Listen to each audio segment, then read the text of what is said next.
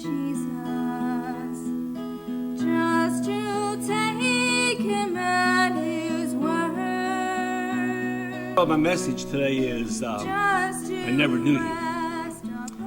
And those who have been at church here the last couple of weeks or have been watching these on YouTube or BitChute or Rumble are aware that I've been talking about the enormous, and I want to emphasize that word enormous, the enormous power of the One World Church and its ability to deceive people. I don't think most people appreciate how powerfully deceptive the One World Church is. And I know most people, maybe I shouldn't say most people, but I think it's probably accurate. Most people looking at some other church or some other, they're looking like these wacky churches over there. So the One World Church of these Hindus or some Eastern wacky religion and so forth. And we read there in Jeremiah 5, and I've used this a few times, that it says that there are evil people among my people. He says, just like though they put nets to trap birds, they put nets to trap birds, they put traps to catch people. And there are people that are caught up into the One World Church. We're going to read Matthew 7. I'm going to have it on the screen. Matthew 7.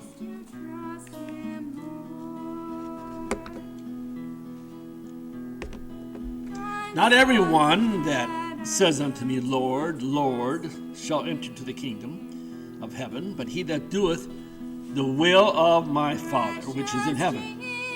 Many will say in that day, Lord, Lord, have we not prophesied in thy name? And in thy name cast out devils, and in thy name done many wonderful works. And then will I profess unto them, I never knew you. Depart from me, you workers of iniquity.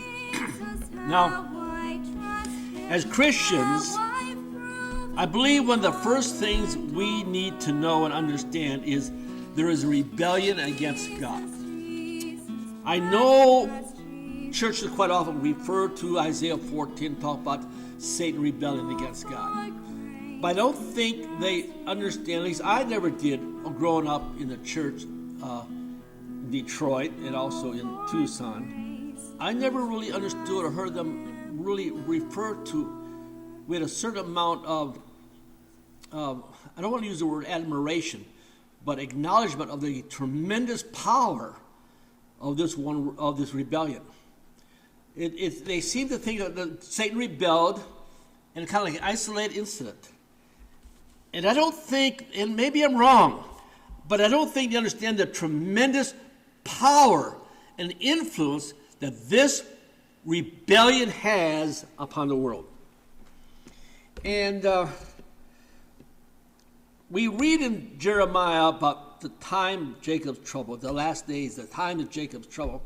And Paul says that in 2 Timothy 3:1, he says that in the last days, perilous times will come. In the last days, perilous times will come. Makes me think of what Oswald Spengler wrote in his book, Man and Techniques. He said, we're facing what we have done as a people. He's not from identity. He's not understanding our Israel connection. He's just speaking from the standpoint of our people. He said, what we have done, if we fail to preserve unto us the gifts that were given to us as a people. And we gave those gifts to the world. And he said, as a result of that, for instance, he used an example. He said, coal is found everywhere in the world. But only our people knew how to harvest the coal out of the ground. No other people could do that. We knew how, not only coal was, we knew how to harvest it, how to get to it.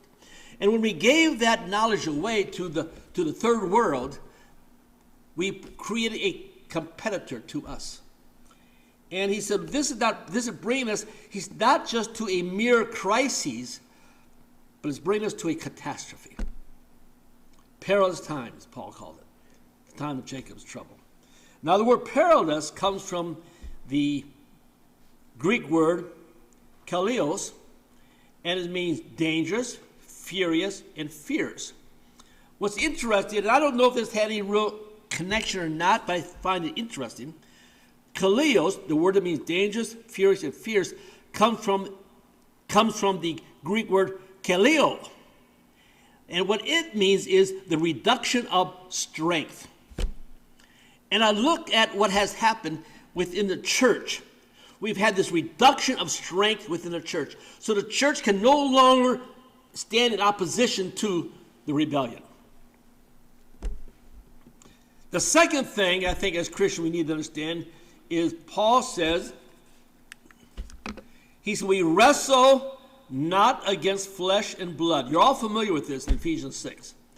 We wrestle not against flesh and blood, but against principalities, against powers, against the rulers of the darkness of this world, against spiritual wickedness in high places.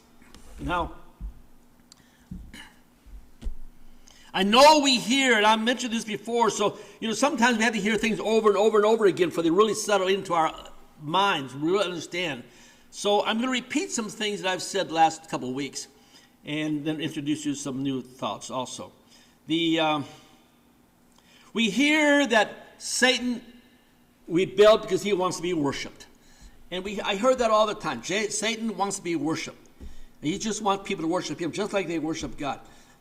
And I guess that's sort of maybe true. I don't know. But what really is after is Satan wants to be the lawgiver.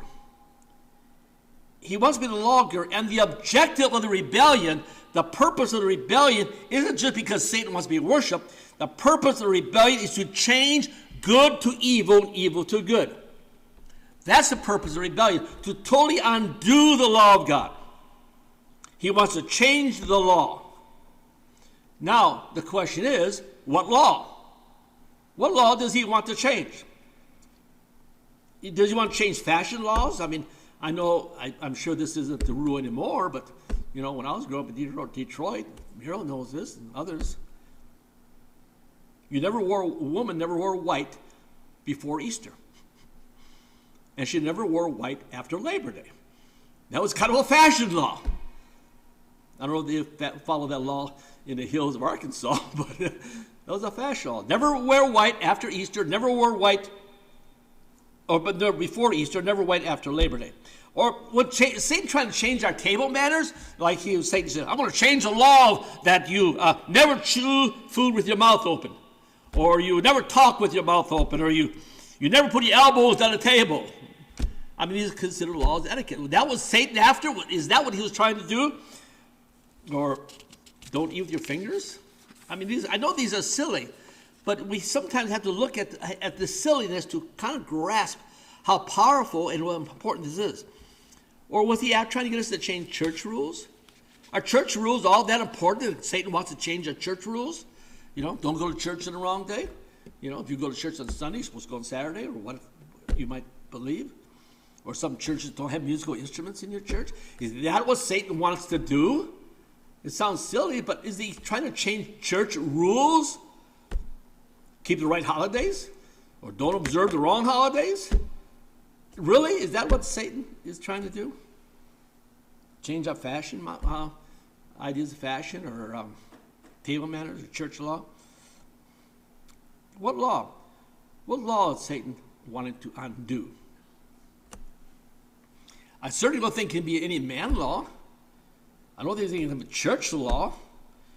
I don't think he's trying to get you to break the speed limit or run through a stop sign or, run through a red light. Don't use turn signals. Is he trying to get us to break some church laws, trying to break some civil laws, trying to break some etiquette laws? What law? It's a simple question, but we fail to try to analyze it. What law? What law does he want us to break? Undo. So we read that Satan, and a warning by Paul about the spiritual wickedness in high places. High places. Now, when I read that, I think it's something, like a executive officer, a CEO or something. But the word high, look that up. The word high means heavenly places. Spiritual wickedness coming from heavenly places. Coming from one definition also implies that it's from the habitat of God. So I'm thinking to myself, spiritual wickedness coming from the so-called habitat of God. Is it the spiritual? Are we to be aware of spiritual wickedness coming from the churches? The church? Perhaps that's what he's referring to. Because the church doesn't look evil. I'm not talking about the wacky churches. We all know they're wacky. I'm talking about good, fundamental, what we would call Bible-believing churches. I talked about this last week, the week before. Good, fundamental, Bible-believing churches who believe in what we would consider all the basic doctrines of a good Christian. The whole thing from the virgin birth to death, burial, and resurrection. The whole thing that we consider fundamental Bible-believing Christians would believe in. And that doesn't look evil. In fact, we think that looks pretty good. It looks really good. And so we can trust that church. That's a good preacher. The fundamental truths of the Bible. But the one world church, remember, in reality is the church of Satan. Now, if I would have up here a bag of jelly beans, and I had, say, 1,000 jelly beans here, and I said, one of those jelly beans, just one, is poison. Just one. All the other 999 jelly beans are perfectly safe to eat, but the one jelly bean will kill you. How many people would eat one of my jelly beans out of my bag? I don't think anybody would. I don't think anybody, because you might get that one jelly bean. So you can't look at some and say, well, it's 99% good, because that one little satanic lie that undoes the law that we're referring to here is what we're looking at. One world church looks good and it feels good. So again, what is the purpose of the one world church? This one world church, what is its purpose? The purpose of the one world church is to undo the law of God. Again, we're left, what is that law? Undo the law of God. The one world church's purpose of the one world church is to help Satan win the rebellion. And it does that through deception. It teaches all the principal doctrines of the church. And as Christians, we feel comfortable with it. We feel comfortable with the prayers. We feel comfortable with music. We feel comfortable with the preaching. We feel comfortable with the fellowship. We feel comfortable with everything they're doing. We just feel this is the church of God. We feel comfortable. We feel we can trust it. It's not like those wacky liberal churches who deny Jesus Christ, who deny the blood atonement.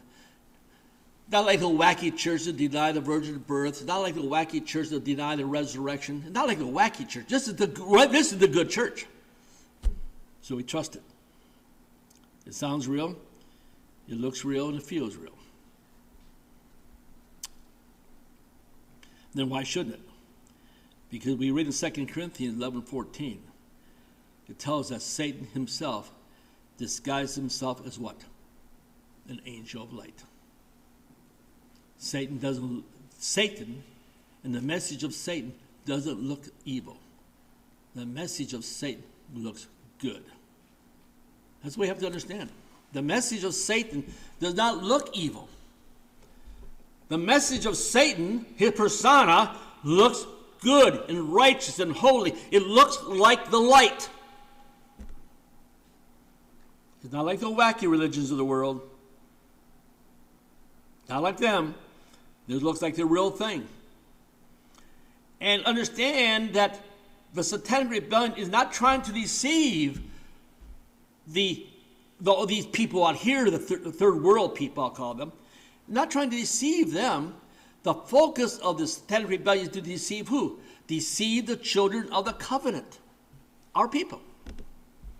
Is want to deceive the children of this covenant that God made with Abraham, Isaac, and Jacob. He's wanting to deceive us. is what deceives the Christian people. And it can't deceive the Christian people if it looks wacky, can it? It can't deceive Christian people if it looks like a crazy religion like Hinduism or Taoism or Buddhism or something like that. Good Christian people aren't going to be deceived by that. They look at those wacky religions and say, those are wacky religions. It can't deceive us. It can only deceive us if we think this is the real thing. And what is the central theme of all these religions of the world?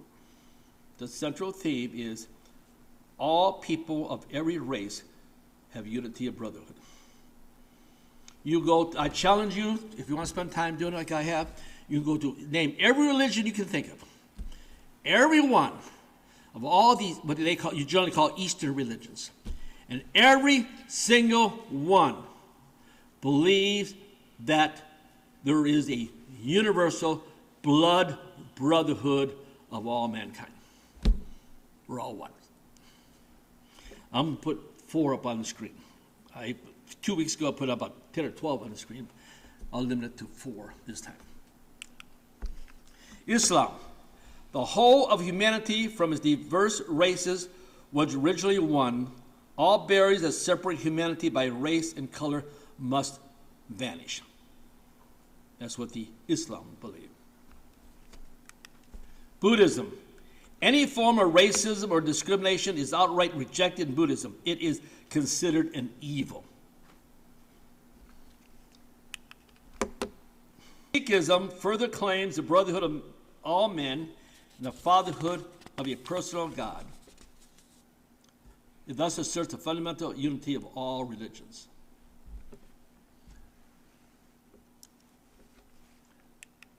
But not faith. The human race now stands at the threshold of maturity. The time has come for the uniting of all people into a peaceful, integrated global society. We are part of a worldwide religious community united by our belief that there is one God, one human race.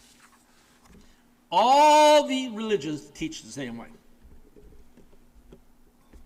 They all have different ideas, all different beliefs on how you're going to reach the full enlightenment, how you're going to reach full maturity in the spiritual man, how you're going to have eternal bliss or become part of the Godhead or spiritual perfection. They all have different ideas how that's going to happen, but they all have this one foundation that all races are joined together as one. They all reject racism and all embrace spiritual unity found in interracial marriages. Every one. I dare you find me one of these religions that does not believe in interracial marriage. Every single one. And even though I'm not going to have them on the screen, I've got the Universalist Church, the All-Cult, but our faith, spiritualism, Eurasian Brotherhood, the Temple of Understanding. Some of these I've never heard of, but they're quite large, actually.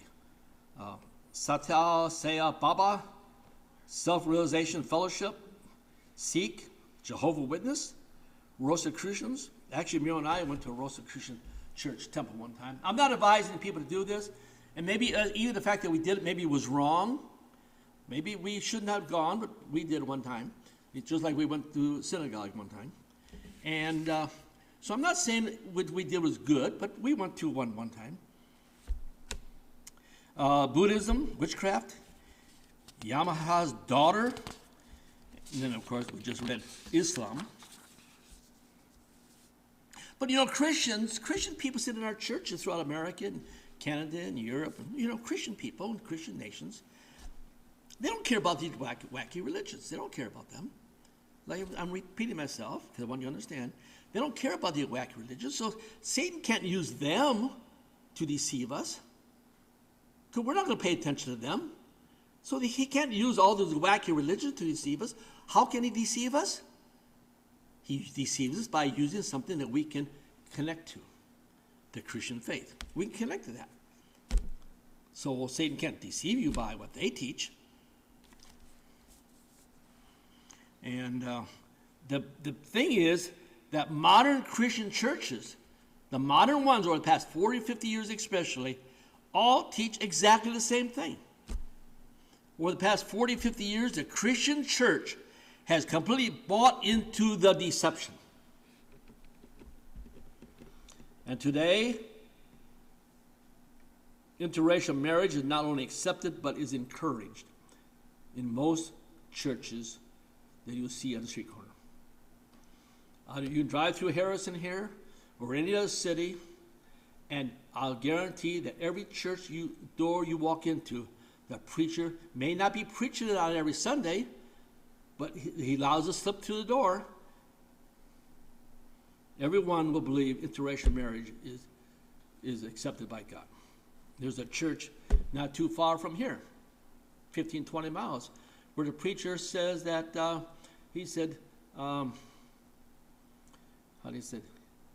it's better to marry somebody of a different skin color, but who has the same Savior. Somebody from a different cultural background, a different race, but has the same Lord. And that's what they all teach, everyone.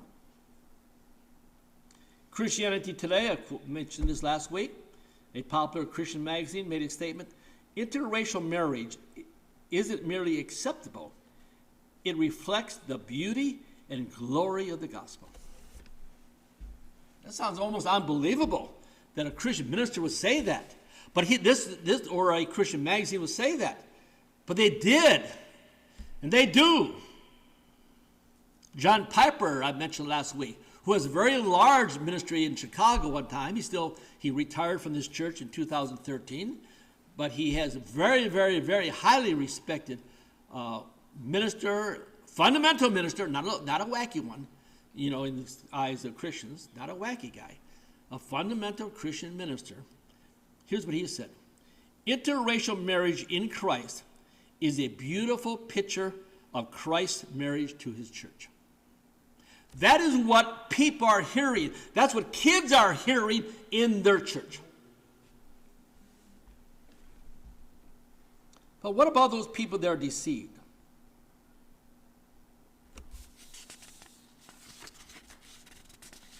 What about those people that are deceived? And I mentioned last week, deception is decision. Deception is not what we think it is. Deception is a decision that is made. You decide to be deceived. Now, we'll put this verse back on the screen, and I've highlighted a couple of sections there. Not everyone that says unto me, Lord, Lord, shall enter into the kingdom of heaven, but he that doeth the will of the Father, which is in heaven.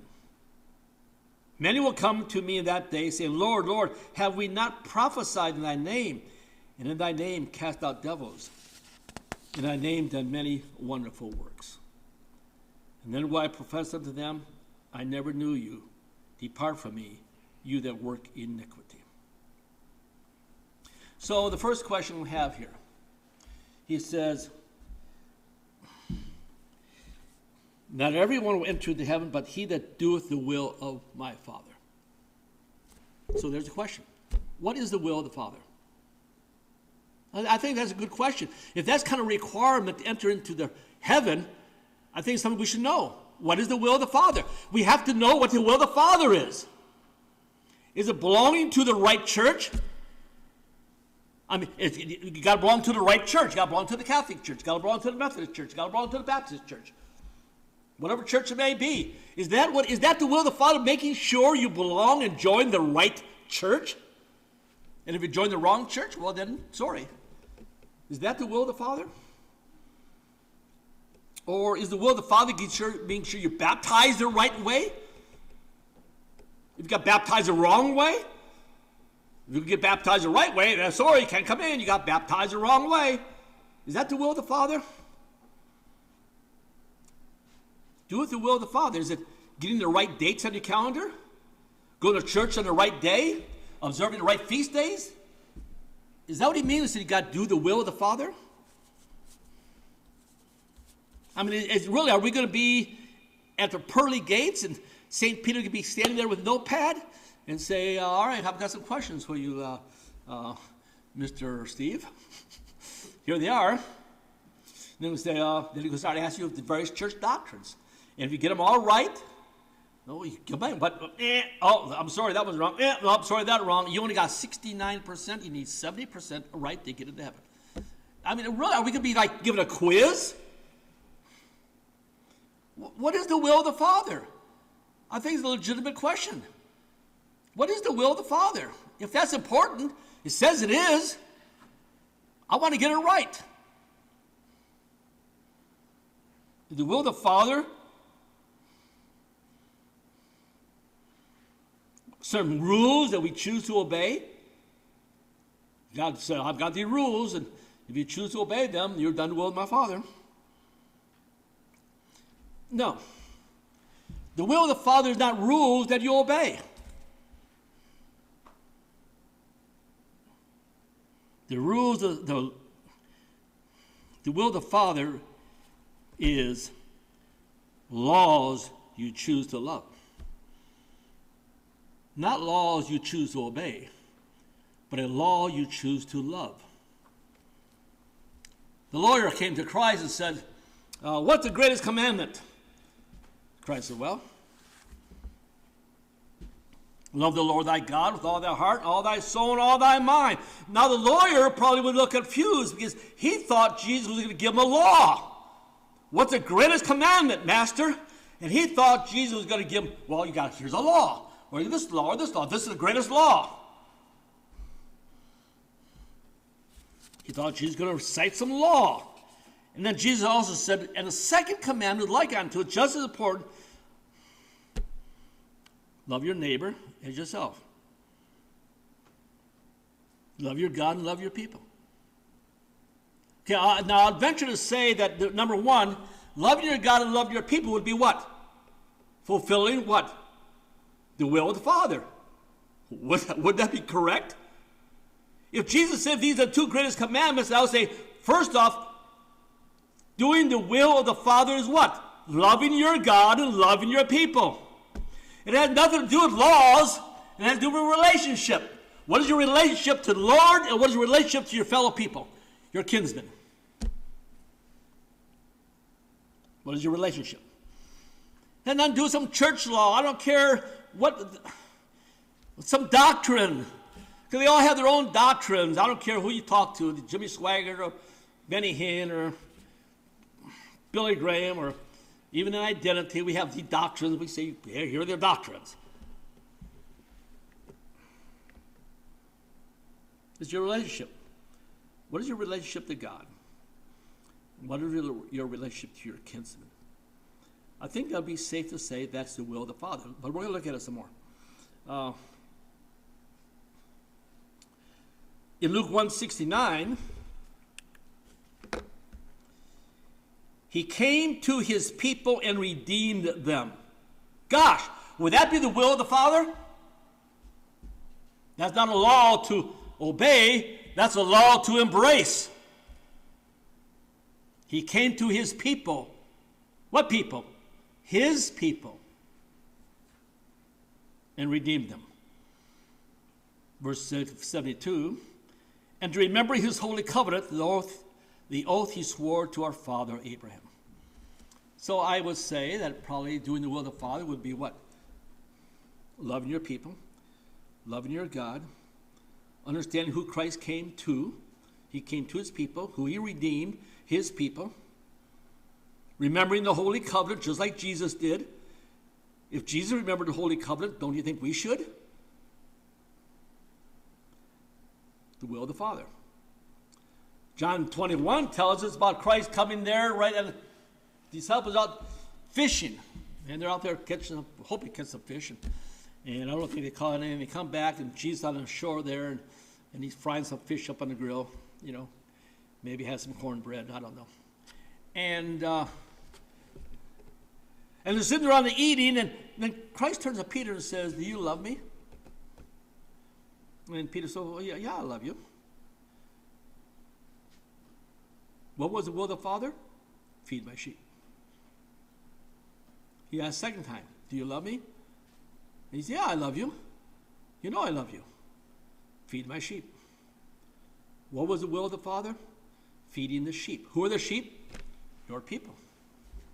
Not some Hottentot there roaming, half-naked Hottentot running around in the jungles of Africa or someplace else. Your people. The will of your Father was what? Number one, you had to love your people. You serve your people. You feed your people. That was the will of the Father. Matthew 1:21 says, his name shall be called Jesus, for he shall save his people from their sins. The will of the Father. So, I think the will of the Father is then loving your people. All right, then we see there, what do? They're kind of upset. They're kind of upset because these people are standing being judged. They say, well, wait a minute. Don't judge us yet. Don't judge us yet. Look what we've done.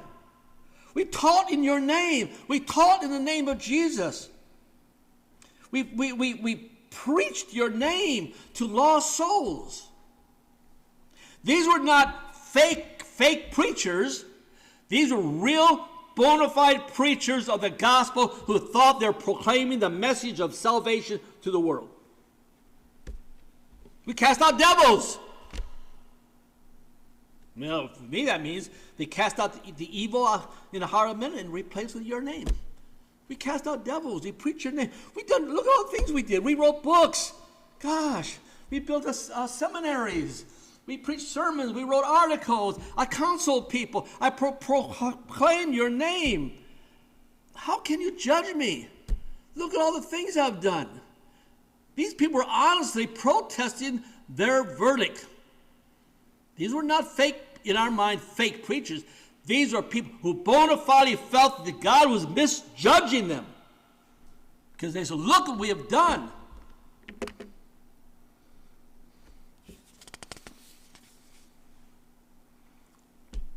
They brought salvation to people. They built churches. They wrote books. Maybe wrote gospel songs. Maybe played beautiful Christian music. Sang in the choir. Maybe they conducted Bible studies. Preached sermons. These were men of God who today you look upon them and say, these are true men of God. We would think they are because they passed the test. We think they passed the test anyway. And he said to them, depart from me, you workers of iniquity. The word iniquity means lawlessness. Lawlessness.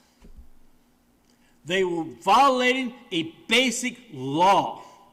They made all these things. They violated a basic law. And they said, how can you say we violated the law? We were deceived. The point is, the birth of every child is a testimony to the fundamental law of truth.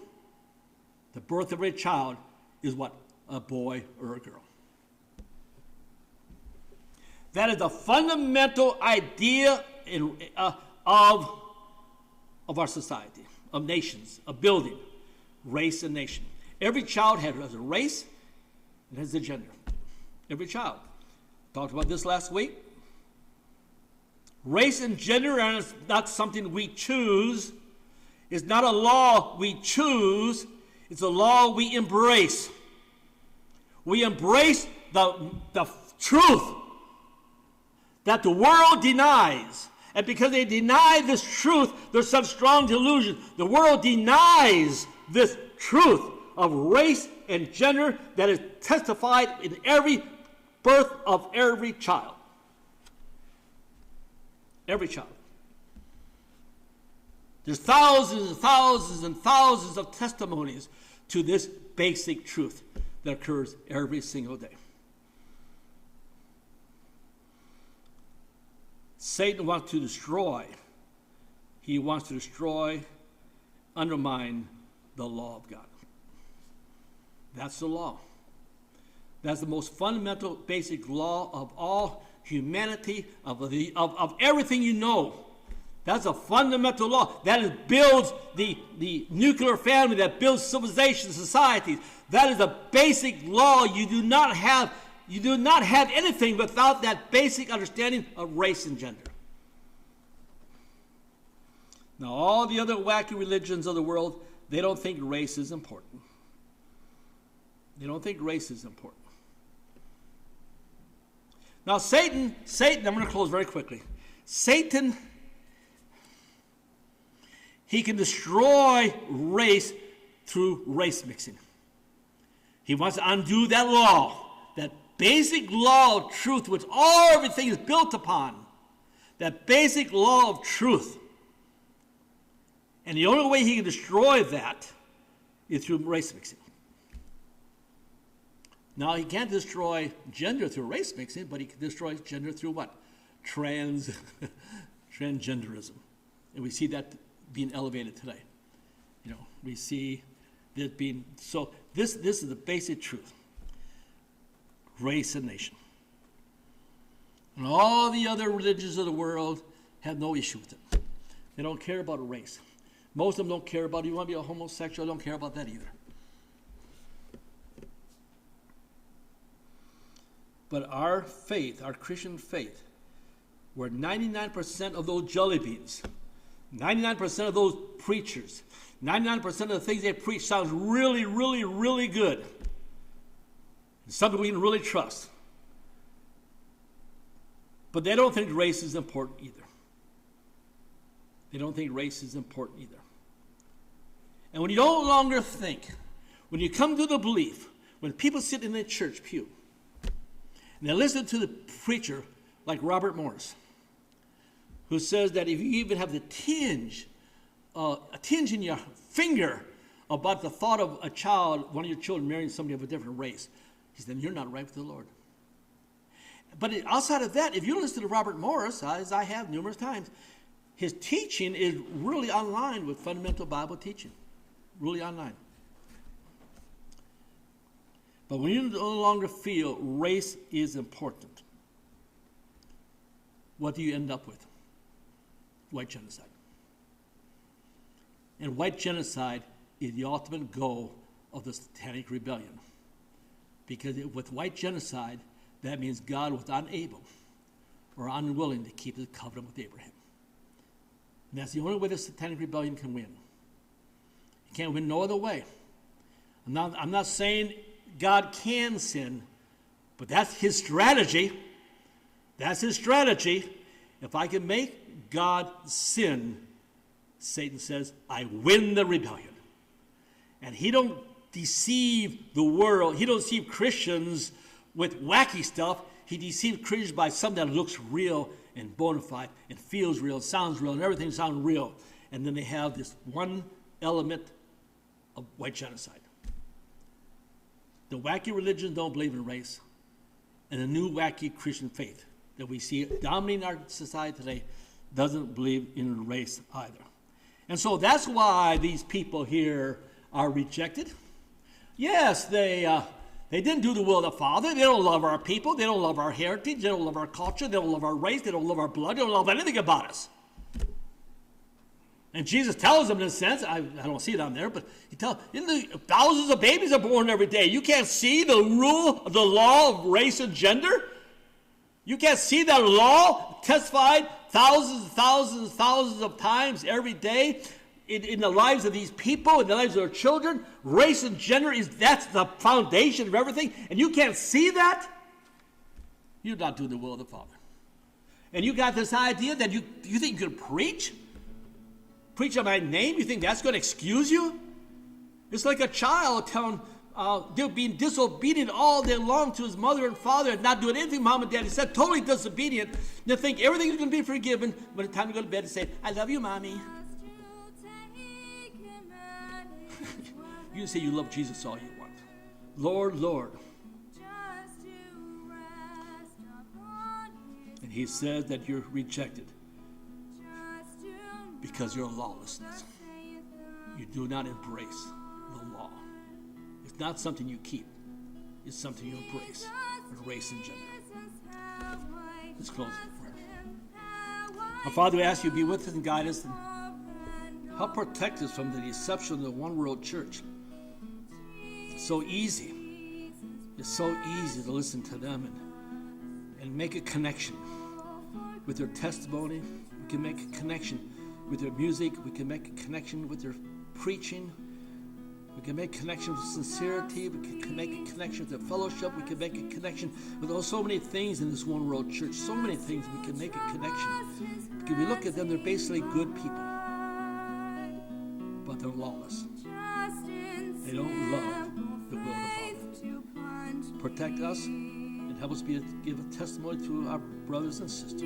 That they themselves will be protected from the deception of the one world church. In your name we ask it. Amen. Jesus, Jesus,